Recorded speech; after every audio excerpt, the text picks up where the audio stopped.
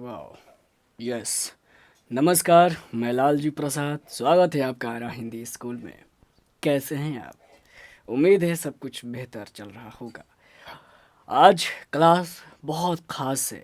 क्यों? क्योंकि आज हम दूसरा चैप्टर करने वाले हैं। मगर इसके पहले हमने बहुत सारी क्लासें कर चुके हैं। अब अगर जोड़ कर देख रहे होंगे तो आपको मालूम होगा, बट नहीं तो आप जाकर देख लीजिएगा। बट एक और चीज़, इससे पहले हमने व्याकरण की भी क्लास कर लिया है। मैं आपको बता दूं कि हम साथ साथ व्याकरण और पाठ को भी करते चल रहे हैं। बट ज़्यादा फोकस करना है आज की क्लास पर। और आज की क्लास में हम क्या बात करेंगे भाई? आज की क्लास में बात करने वाले हैं उसने कहा था कहानी पर। आपको मालूम है कि 1915 में इसका प्रकाशन वर्ष है। अगर नहीं मालूम तो आप याद कर लीजिए कि 1915 में इसका प्रकाशन वर्ष है। और इस क्लास में हम बात करेंगे लेखक परिचय पर। फिर उसके बाद बात करेंगे सारांश पर, महत्वपूर्ण पंक्तियों पर। ठीक है। बट मैं आपको बता दूं कि आ, आज की जो क्लास है ना, लेखक परिचय और जो कहानी है, ये उसने कहा था, इसकी जो विशेषताएं हैं, इसमें क्या चीज़ें कही गई हैं, सारांश थोड़ी बहुत बात करेंगे। ऊपर जो आपके पाठ्य पुस्तक में सारांश दिया है, चैप्टर में दिया है जो सारांश, उसी को लेकर देखेंगे। बट नेक्स्ट जो क्लास करेंगे उसमें महत्वपूर्ण पंक्तियाँ और साथ में सारांश देखेंगे। क्यों? मैंने जब आज क्लास को तैयार कर रहा था तो देखा कि कहानी काफ़ी लंबी है। काफ़ी मीन्स कि उसको समझाते समझाते आपको 1.5 घंटे से तो कम नहीं लगने वाला। बट मैंने कहा कि नहीं भाई, इतना लंबा कौन पढ़ता है, आप तो खुद नहीं पढ़ेंगे। हाँ, ज़्यादा से ज़्यादा 20 से 25 मिनट, ज़्यादा से ज़्यादा तो 30 मिनट्स, इससे ज़्यादा नहीं। बट इसलिए मैंने इसको सोचा कि 2 पार्ट में आपके सामने रखूं। तो एक आज की क्लास में हम बात करेंगे लेखक परिचय, कहानी का जो मूल बात है ना, उसको रखेंगे। अगर आप महत्वपूर्ण पंक्तियां, सारांश अगर बाद में कल की जो क्लास, अगर नेक्स्ट क्लास करेंगे, नहीं भी देखेंगे ना, तो आपका काम हो जाएगा। बट मेरी गुजारिश रहेगी कि जो इसके साथ जो दूसरी क्लास होगी इससे रिलेटेड, उसको भी ज़रूर देखिएगा। बट आज जो देखेंगे ना, वो कमाल का ही चीज़ है। और नेक्स्ट में देखेंगे, जो नेक्स्ट क्लास करेंगे इनके बाद, तो अभ्यास देखेंगे। अभ्यास यानी इसमें जो प्रश्न लगे हैं उनको देखेंगे एक क्लास में। क्योंकि इसमें से क्या होता है ना, ऑब्जेक्टिव प्रश्न 1 से 2, 2 से 3, इससे ज़्यादा नहीं बनता है।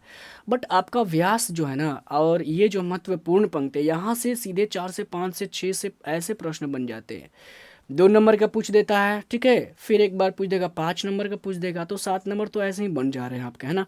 भावार्थ 5 नंबर का पूछ देता है पंक्तियाँ देकर, बताइए इसका आशय बताइए, है ना। तो ऐसा होता है, तो ज़्यादा फोकस करना है इसके बाद वाली भी क्लास पर। और एक क्लास लाएंगे PYQ, यानी अभी तक 10-11 साल में जो भी प्रश्न आपके बने हैं, ऑब्जेक्टिव प्रश्न, उनको देखेंगे। ठीक है। और उन सारे को देखेंगे। मैंने 2 ही लिखा है, बट समझिए कि बहुत सारे जो साल हो गए हैं, गुजर चुके हैं, उन सबको देखेंगे। और एक देखेंगे मल्टीपल चॉइस क्वेश्चन। अगर इसमें ज़्यादा क्वेश्चन नहीं बना है तो इन दोनों को साथ में मैं एक क्लास ले आऊँगा। ठीक है। चलिए क्लास की शुरुआत करते हैं। और आप थोड़ा धैर्य बनाकर ज़रूर रखिएगा, क्योंकि मैं थोड़ा सा नहीं कहना चाहिए, बट मेरी तबीयत थोड़ी सी नादारद हो चुकी है, और सर्द गर्म या कहें कि बुखार जैसा मूड हो गया है।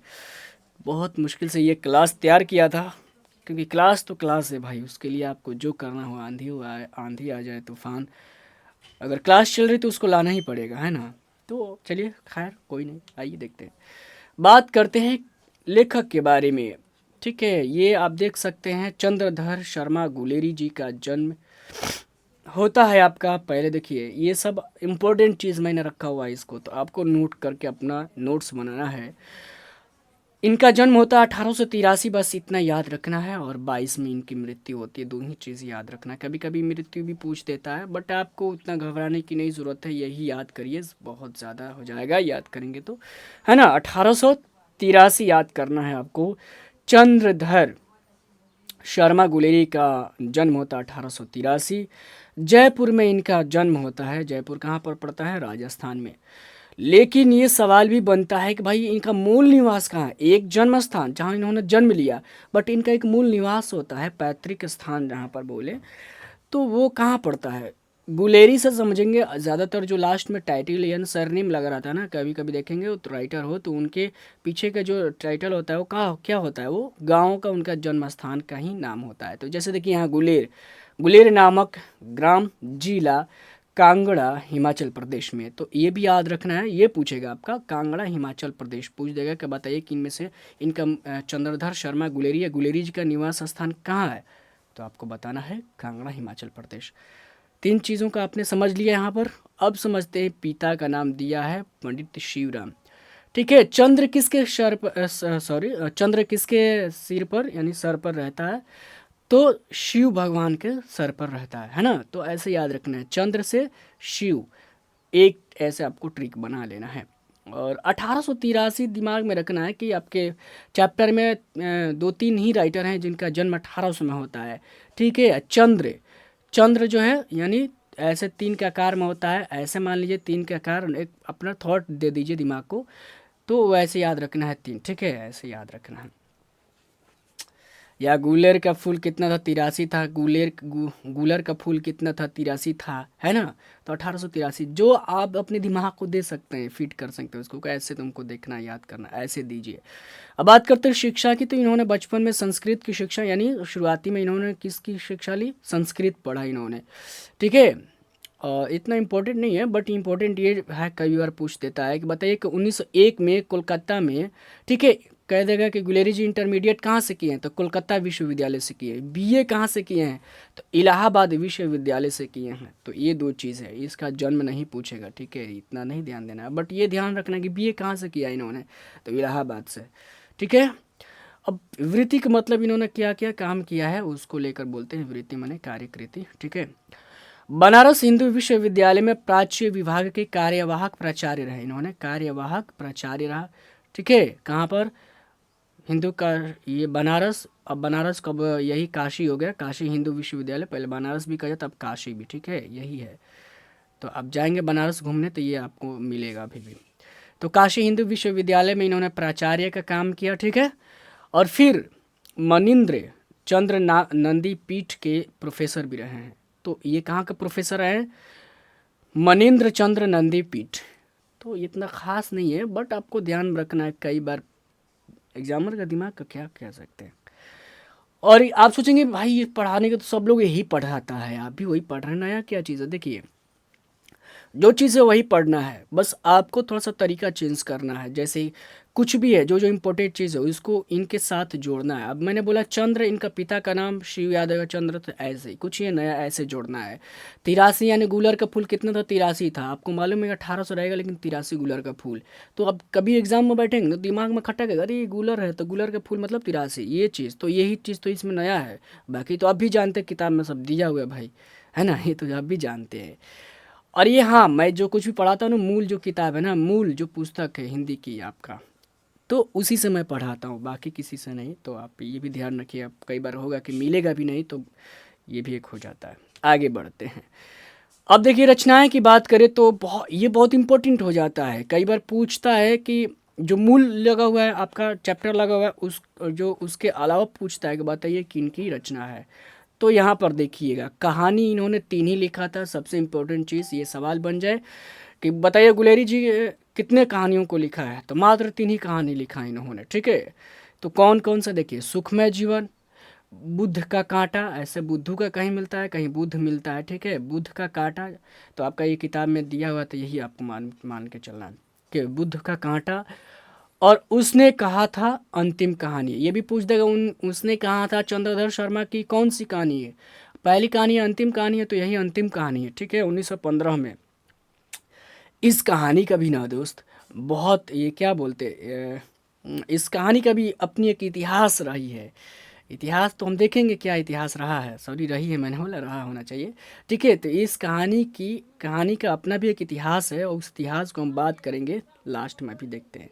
निबंध की तीन कहानियाँ याद रखना है, तीन ही कहानी है और अंतिम कहानी है जो आप पढ़ रहे हैं। ठीक है, और 1911 में दो कहानी उन्होंने लिखा। ठीक है, निबंध की बात करें तो आपको याद रखना है कछुआ धर्म, बहुत इंपॉर्टेंट है, बहुत इंपॉर्टेंट, परीक्षा में पूछा जा चुका है। ठीक है, इतना याद नहीं रखना बट पढ़ लीजिए। मारेसी मोही कुठाव, ठीक है, बस पुरानी हिंदी आपको याद रखना है। यानी जब हिंदी की शुरुआत हुई अपभ्रंश अपभट्ट से, जैसे हिंदी जैसे चली, तो जो शुरुआती हिंदी है ना, जो अभी पढ़नी, इसकी जो शुरुआती नींव है, उसी को इन्होंने पुरानी हिंदी कहा है। ठीक है, भारतवर्ष, ठीक है, डिंगल डिंगल लिखा है। ठीक है, तो ये इतने याद, भारतवर्ष याद रखना है, और पुरानी हिंदी और कछुआ धर्म बस, और एक देवना पृथ्वी याद रखना बस। ठीक है, देवानंद देवानंद पृथ्वी आपको याद रखना है, उससे ज़्यादा कुछ नहीं याद। अंग्रेजी में भी इन्होंने निबंध लिखा हुआ है भाई। तो ए पोएम बाय भास, ठीक है, भास, और कमेंट्री ऑन वात्स्यायंस कामसूत्र, बट उतना नहीं याद रखना, ये बहुत ज़रूरी है। द लिटरेरी क्रिटिसिज्म, ये आपको याद रखना है। चलिए आगे बात करते हैं। संपादन इन्होंने किया था समालोचक, ये बहुत इंपॉर्टेंट है, इसको याद रखना है, क्योंकि ज़रूर पूछता है एक पत्रिका का नाम, तो कहीं इस बार यही पूछ दे। समालोचक इन्होंने पत्रिका का संपादन किया। नागरिक प्रचारणी पत्रिका का भी संपादन किया। अच्छा, नागरिक प्रचारणी क्या है, मैं आपको बता दूं कि नागरिक प्रचारणी, ठीक है, सभा है एक, जो हिंदी को लेकर काफ़ी काम की है, ऑलरेडी पहले से ही काम कर चुकी है, और अभी भी है। आप अपने शहर में देखेंगे तो आपका एक ये नागरिक प्रचारणी जो सभा है, ज़रूर कहीं इसकी संस्था बनी हुई एक जगह जरूर मिल जाए। जैसे आरा में, भोजपुर में है, रमना मैदान के बगल में, ठीक है, ये नागरिक प्रचारणी है वहाँ पर, और इसी के नाम से ये पत्रिका भी निकलती है। शायद अभी निकल रहे कि नहीं, नहीं बता सकता हूँ, बट ये काशी, इसकी शुरुआत नागरिक प्रचारणी कहाँ से, काशी से, जो काशी बनारस है ना, विश्वनाथ मंदिर, तो वहाँ से इसकी शुरुआत होती है। समझ गए ये चीज़, अब भूलेंगे नहीं भाई, बनारस काशी नागरिक प्रचारणी, एक तो दिमाग में चला गया ना ये चीज़, अब नहीं भूलेंगे। अब बात करते हैं चंद्रधर गुलेरी शर्मा जी की। अभी तक तो इन्हीं की बात कर रहे थे, बट इसमें भी इनकी थोड़ी सी विशेषताओं की बात करते हैं जो आपके किताब में लिखा गया। देखिए, चंद्रधर शर्मा गुलेरी 20वीं सदी के प्रथम चरण में हिंदी गद्य साहित्य के एक प्रमुख लेखक है। ये इसमें इंपॉर्टेंट क्या है, 20वीं सदी के प्रथम चरण, ठीक है, ये इंपॉर्टेंट है। यहाँ से सवाल बन जाएगा कि बताइए चंद्रधर शर्मा गुलेरी किस से कालखंड से आते हैं, या फिर उसमें दे देगा कि ये इनका गद्य साहित्य किस चरण में शुरुआत हुई है, 20वीं शताब्दी के किस चरण से, प्रथम चरण से, या ये पूरा का पूरा ही दे दे। ऐसे तो दिया नहीं है, मैं आपको एक दे रहा हूँ कि क्या हो सकता है, लेकिन ये देता है कि बताइए कि चंद्रधर शर्मा गुलेरी किस युग के हैं, युग, ठीक है, या किस कालखंड के, या कालखंड, या ठीक है, कालखंड, ठीक है, यहाँ पर कालखंड, या फिर ये दे दे कि बताइए इनकी रचना काल क्या है, रचना काल। ये तीनों में से कोई ऐसे पूछता है ये रचना काल, तो आपको बताना है द्विवेदी, ठीक है, द्विवेदी युग मेरे दोस्त, समझ के ना, यही आपको याद रखना है। अब बात करते हैं वे द्विवेदी युग के, ठीक है, आगे ना ये बहुत इंपॉर्टेंट है, इस लाइन को ऐसे नोट बना लेना है, A4 साइज़ में नोट बनाना है आपको, ऐसे मार्क करके पॉइंट पे, जैसे मैंने पॉइंट दिया है तो आप इसके जगह एरो दे सकते हैं। कि एक प्रमुख निबंधकार, ये भी पूछ दे कि भाई ये निबंधकार हैं, क्या हैं, कहानीकार हैं, मुख्य रूप से क्या हैं, तो ये मुख्य रूप से निबंधकार हैं। और ठीक है, अगर निबंध के जगह दे दे कहानी, तो कहानी मारना है, बट इन्होंने निबंध कहानी से ज़्यादा लिखा है, तो कहानी के जगह निबंधकार मारिएगा। नेक्स्ट देखते हैं, वस्तुतः है वे अपने युग के अत्यंत प्रतिभाशाली और समर्थ लेखक है। अपने युग मतलब द्विवेदी युग में जब ये लिख रहे थे, तब के समय में ये सबसे समर्थ और क्रिएटिविटी वाले व्यक्ति थे ये, ठीक है। तो ये इतना खास नहीं है, बट समझ गए इनके बारे में, जो है मैं उसको मार्क कर रहा हूँ, आपको नोट में ही नोट करना है। गुलेरी जी ने कुल 3 कहानियाँ लिखी, ये भी बता दिया है, ठीक है, और उसी के बल पर इन्होंने अपना जो है हिंदी साहित्य में एक अलग स्थान ही बना लिया। देखिए, 3 कहानी कोई लिख कर अपना स्थान बना सकता है आजीवन भर, समझ रहे हैं आप, समझ रहे हैं ना, ये भी एक गजब कहीं बात हो जाता है कि भाई आपने 3 ही कहानी लिखा है, और बताइए अब जन्म जन्मांतर तक लोग पढ़ेंगे आपको, तो ये भी एक अपने आप में एक अजूबा बात हो जाता है। अब बात करते हैं उसने कहा था कहानी की विशेषताएं क्या हैं, इस पर बात करते हैं जो इसमें भी लगा हुआ है। अच्छा, यहाँ यहाँ प्रस्तुत कहानी जो है ना, उसने कहा था उनकी अमर रचना है। ये ऐसी कहानी है ना, ऐसी कहानी है मेरे दोस्त कि आप पढ़ेंगे ना तो आपका दिमाग चकरिया जाएगा। आप इससे पहले जो भी कहानी पढ़े हैं आपको लगेगा यार ये कैसी कहानी है, लग रहा है कि जैसे फिल्म चल रही है ना। सच में आप जब पढ़ेंगे ना तो आपको अगर जब समझ में आने लगेगा तो लगेगा यार ये तो फिल्म चल रही है मेरे सामने, ऐसा ही प्रतीत होगा। और मैं आपको बता दूं कि ये उसी शैली में भी लिखा गया है इसको, फिल्म के तर्ज पर साउथ की जैसी फिल्में फिल्में होती हैं, फ्लैशबैक में जाती हैं। ये कहानी भी फ्लैशबैक में, ये सवाल भी बनता है कि बताइए उसने कहा था ये कहानी किस शैली में है, तो फ्लैशबैक शैली में है, तो ये भी आपको बताना होता है। आगे हम पढ़ेंगे। ठीक है, तो अमर है, यह द्विवेदी युग कहानी के विकास में मील का पत्थर मानी जाती है।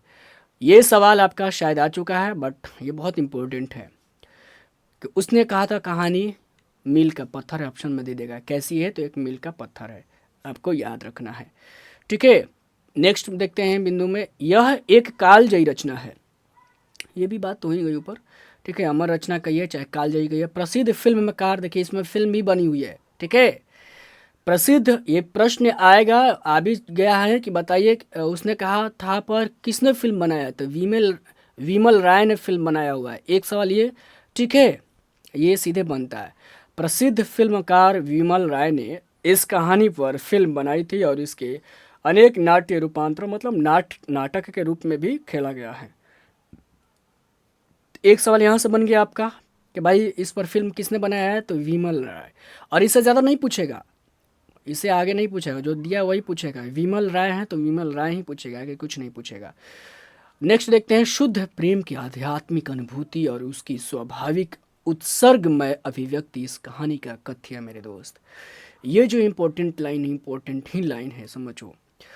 इसमें क्या दिखाया, शुद्ध प्रेम, ऐसा प्रेम नहीं जो आप करते हैं किसी लड़की पर आकर्षित हो जाते हैं, वो आकर्षण जो है ना, वो आपका उदात्त प्रेम को नहीं दर्शाता। कहीं ना कहीं आप उसे आलिंगन की भाव रखते हैं, मतलब कहीं ना कहीं उसे मेल मिलाप की भाव रखते हैं। बट इस कहानी को आप देखिए, पढ़िएगा ना, तो सुनिए, पढ़ने के बाद आपको लगेगा यार, कोई लड़का अचानक से मिलता है किसी बाजार में, बचपन में 10-12 साल के उम्र में मिलता है। ठीक है, और उसमें मिलने के बाद भी फिर उसके बाद कभी मिलता नहीं है, और एक दिन उसे याद होता है, अरे यार, मतलब समझ रहे हैं आप, मिलता है और फिर उसके बाद बिछड़ जाता है, फिर मिलता है। उस प्रेम को, उस उम्र में प्रेम कैसा रहा होगा, फिर बाद में मिलता है, फिर उसे ना कोई कभी हाँ मेल मिलाप होता है, ना जुड़ा होता है, कुछ नहीं होता है, फिर भी उसके प्रति वो प्रेम रहता है। और उसी प्रेम के कारण तो ये कहानी अमर हुई है भाई। उसी प्रेम के कारण तो उसने, लहना सिंह ने तो अपनी जान ही दे दी थी, प्राण न्यौछावर कर दिया था। ठीक है, बोधा सिंह को बचाकर, अपनी अपनी प्रेमिका के लड़के को बचाने में ही वो उसने प्रेम को उदात्त रूप दिखाने के ही चक्कर में उसने अपनी प्राण की न्यौछावर कर दी थी। यही तो कहानी का मेन रीढ़ है, समझ गए ना, और पढ़ेंगे हम। बट ये बहुत खूबसूरत कहानी है, आजकल की प्रेम की तरह नहीं है। आप समझेंगे प्रेम एक्चुअल क्या होता है, इस कहानी के माध्यम से समझ गए इस चीज़ को। आगे बढ़ते हैं। कहानी अमृतसर के भीड़ भरे बाजार से शुरू होती है। ठीक है, में यस से, ठीक है, शुरू होती है, जहाँ 12 वर्ष, ये सवाल बहुत इंपॉर्टेंट है। ठीक है, 12 वर्ष का लड़का, यानी पूछ देगा 12 वर्ष का लड़का, यानी लहना सिंह का उम्र क्या है, कहानी के अनुसार लहना सिंह का उम्र क्या है। ठीक है, तो क्या बताना है आपको, क्या बताना है, 12 वर्ष। और 8 वर्ष की लड़की टांगे के नीचे आने से बचता है। यहाँ पर ध्यान रखिएगा, 8 वर्ष, लड़की का उम्र कितने है, 8 वर्ष, दो नोट करिए एरो देकर। लहना सिंह का उम्र, ठीक है, 12 वर्ष, लड़की का यानी सूबेदारिन का, ठीक है, 8 वर्ष। ठीक है, और दूसरा, ये मिले कहाँ थे, सबसे शुरुआत में ये दोनों, लहना सिंह और सूबेदारिन, पहले पल कहाँ मिले थे, तो अमृतसर के बाजार में। ये तीन चीज़ यहाँ पर नोट बनाइए अपना, ये हो गया। नेक्स्ट देखते हैं, लड़का लड़की को यह पूछते हैं, लड़का यानी लहना सिंह पूछता है लड़की से, पूछते हुए चढ़ता है, तेरी कुड़माई हो गई। लड़की कहती है धत, कहकर भाग जाती है। तो देखो, तेरी कुड़माई यानी कुड़माई का अर्थ होता है मंगनी, यानी शादी। ठीक है ना, वो मंगनी तो ऐसा होता है, इंगेजमेंट होता है। ठीक है, बट अभी आपको एक कुड़माई की याद रखना है, माने विवाह है, वही समझ में रखना है। यहाँ मंगनी दिया हुआ सही है, तो वो समझ जाइए। लड़की कहती है धत, नहीं होती है धत, कह के भाग जाती है, वही चीज़ कह रही है। अब बेचारी शर्माएगी नहीं, अब आप किसी से लड़की से पूछेगा वो भी शर्माएगी, थोड़ी ढीठ होगी तो चप्पल दिखाएगी, बस, इससे ज़्यादा तो कुछ करेगी नहीं। एक दिन वह धत कहकर भागने के बजाय कहती है, हाँ कल हो गई, देखते नहीं यह रेशम के फूलों वाला सालू। सोचिए, अगर किसी को आप प्रेम करते हो और आप उससे पूछते हैं कि तेरी कुड़माई हो गई, और वो अचानक से कहती हो कि हाँ दिखती नहीं, कल ही हो गई, ये रेशम के सालू नहीं दिखते।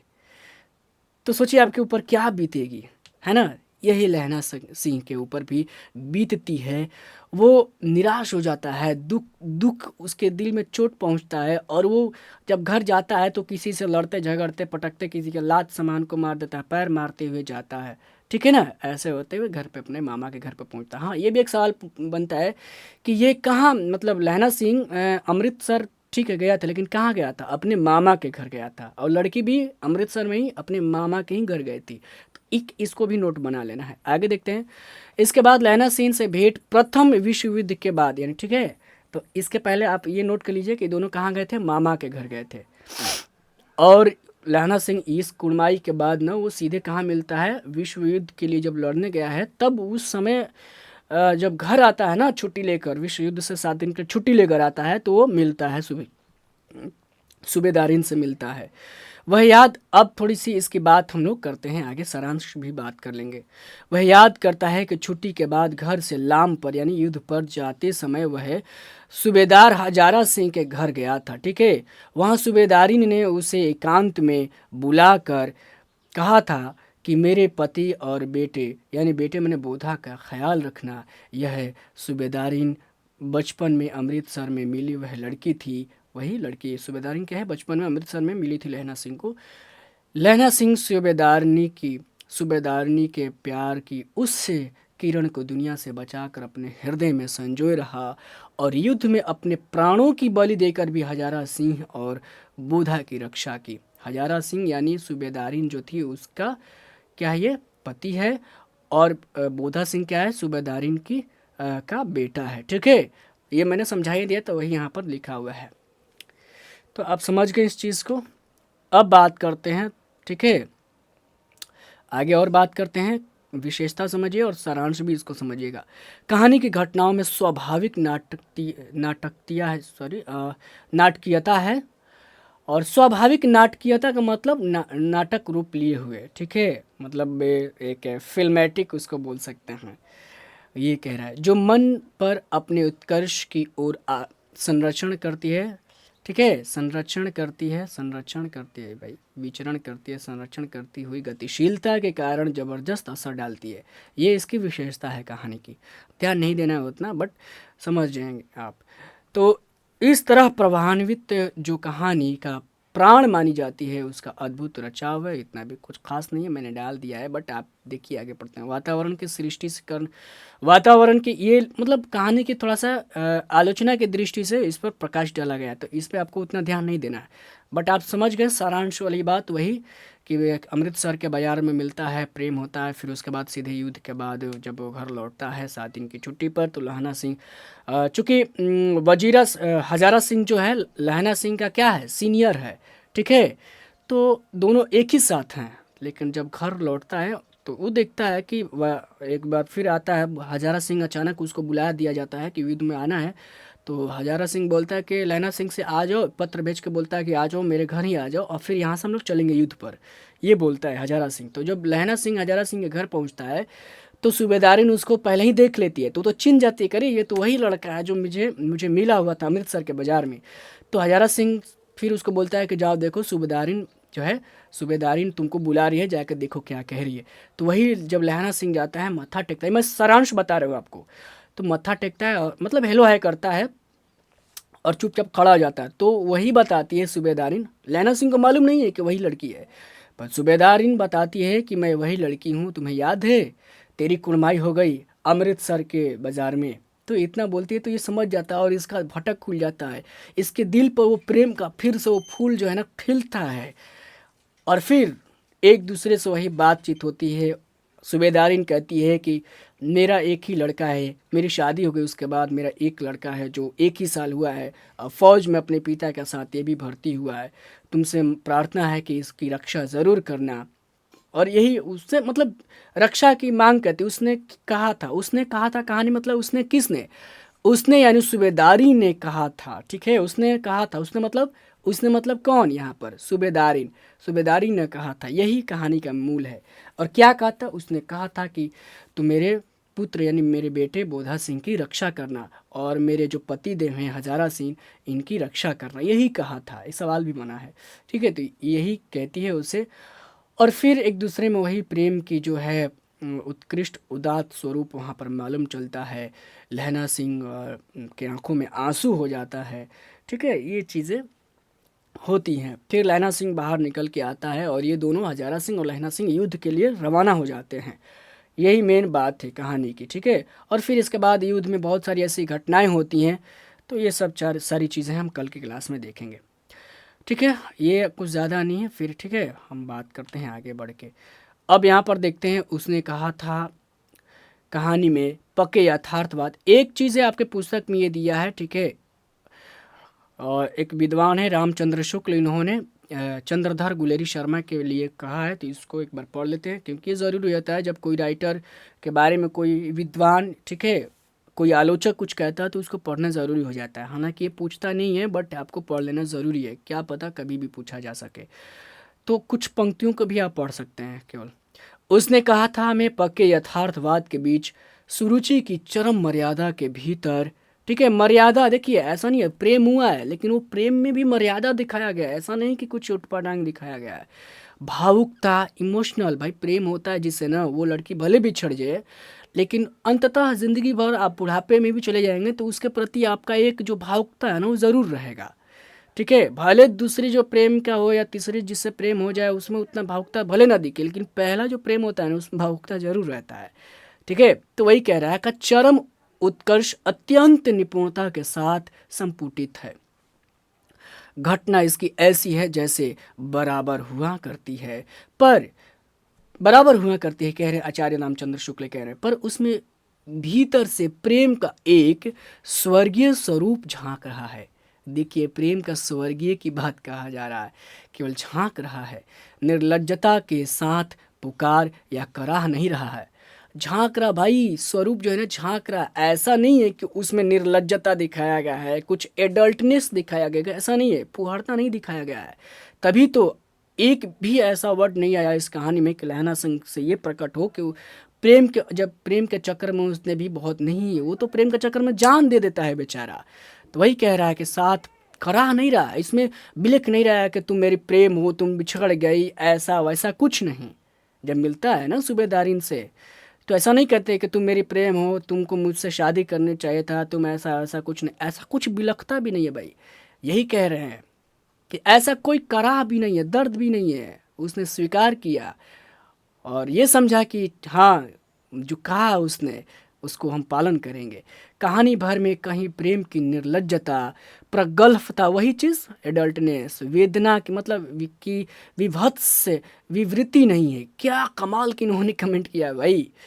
आचार्य रामचंद्र शुक्ल हिंदी के ऐसे विद्वान, ऐसे विचारक, ऐसे इतिहासकार रहे हैं कि आज हिंदी जो हम पढ़ रहे हैं भाई इन्हीं के देन है मूल रूप में। ठीक है, इस पर एक क्लास हमने कर चुका है, हिंदी साहित्य का काल विभाजन पढ़ लीजिएगा। तो सुरुचि के सुकुमार स्वरूप पर कहीं आघात नहीं पहुंचता है। इसकी घटनाएं ही बोल रही हैं, पात्रों के बोलने की अपेक्षा नहीं है। मतलब अपेक्षा मतलब ज़रूरत नहीं है भाई, इसकी जो घटनाएं हैं वो बोल रही हैं, इसमें पात्र बोल कहाँ रहा है। सच में आप पढ़ेंगे तो आपका दिमाग हिल जाएगा। तो ये मेन अभी तक समझ गए, लेकिन मैंने इसमें जो ऑब्जर्व करके कहानी से जो चीज़ लाया है ना, ये सबसे इम्पोर्टेंट चीज़ है आपका। ठीक है, यहाँ से सीधे सवाल आपके बनेंगे। पात्र की बात करते हैं इसमें, आज क्लास समझ लेंगे तो कल जाकर आप क्लास को ढंग से समझ पाएंगे। कल मतलब जो नेक्स्ट क्लास होगी हमारी। सूबेदार हजारा सिंह क्या है भाई, सेना का सूबेदार है, बोधा सिंह का पिता है, सूबेदारिन का पति है, आप तो जान ही गए। ठीक है, और लहना सिंह का सीनियर भी है सैनिक में, फौज में उसमें। ठीक है, सूबेदारिन क्या है, सूबेदार की पत्नी है। सूबेदार कौन, हजारा सिंह, सूबेदार हजारा सिंह। ठीक है, बोधा सिंह की माँ लहना सिंह की प्रेमिका, बचपन की प्रेमिका। बोधा सिंह कौन है भाई, तो वही सिपाही है।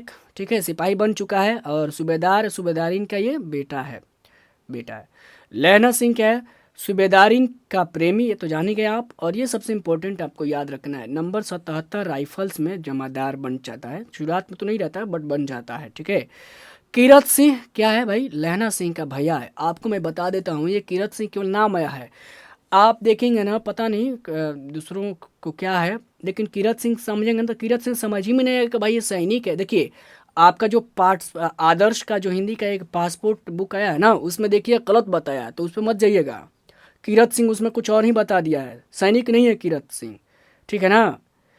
बल्कि ऐसा एक जगह कन्फ्यूज़न होता है जब लहना सिंह मरण शैया पे पड़ा रहता है, मतलब उसको घाव हुआ रहता है और जो दर्द से कराह रहा होता है, उसको पैर में गोली लगी है और उस वक्त जो सपना चल रहा होता है, यानी पुराने दिनों को याद करता है, सूबेदारी वाला दिन को याद करता है, अपने प्रेम वाले दिन को याद करता है, तो वही वजीरा सिंह के गोद में पड़ा रहता है। तो लहना सिंह जब वजीरा सिंह के गोद में पड़ा रहता है घायल, तो उसको ये कन्फ्यूज़न होता है, वो तो बेचारा सब अपने में है, दर्द में कराहत बोल रहा है कौन, किरत सिंह। तो वजीरा सिंह कुछ सोच कर बोलता है, ये डायलॉग ही है, वजीरा सिंह कुछ सोच कर कहता है हाँ देखिए है नहीं, यहाँ किरत सिंह नहीं है, वजीरा सिंह ही बैठा है। तो ये उसी के चक्कर में इसमें गलत दे दिया है कि किरत सिंह सैनिक है। नहीं भाई, वजी किरत सिंह कौन है, केवल नाम आया, ठीक है, आपको ध्यान रखना है, किरत सिंह लहना सिंह का भैया है, ठीक है। पढ़ना पड़ेगा ये कहानी, काफ़ी कहानी में फ्लैशबैक होने के कारण इस कहानी को समझना बहुत ज़रूरी हो जाता है, ठीक है। तो किरत सिंह क्या है, लहना सिंह का भैया है, ठीक है। तभी तो ये कहता है कि नहीं भाई मैं ऐसे थोड़े मरूंगा, कहता है ना कि सर्द के रूप में, सर्द में मरने वालों को मुरब्बा नहीं मिलता, मुरब्बा का मतलब वजीरा सिंह कहता है लहना सिंह को, मरोगे भाई ऐसे ठंड में तो तुम्हें मुरब्बा नहीं मिलेगा। मतलब गाँव के जो नहर होते हैं ज़्यादातर, कुछ गाँवों में कुछ जगहों पर जब आदमी शहीद हो जाता है या फिर मृत्यु होता है, तो उसको नहर के आसपास दफनाया जाता है गाँव में ही, ठीक है, या जलाया जाता है। तो वही कहता है वजीरा सिंह को वो मुरब्बा नहीं मिलेगा। तो कहते हैं नहीं भाई हम तो मरेंगे तो अपना भैया यानी किरत सिंह के भैया के गोद में मरेंगे। तभी तो अंत में इसको जोड़ा गया है। बहुत इंटरेस्टिंग फिक्शन ये कहानी बनाई गई है ना, समझ गए आप, केवल नाम आया है।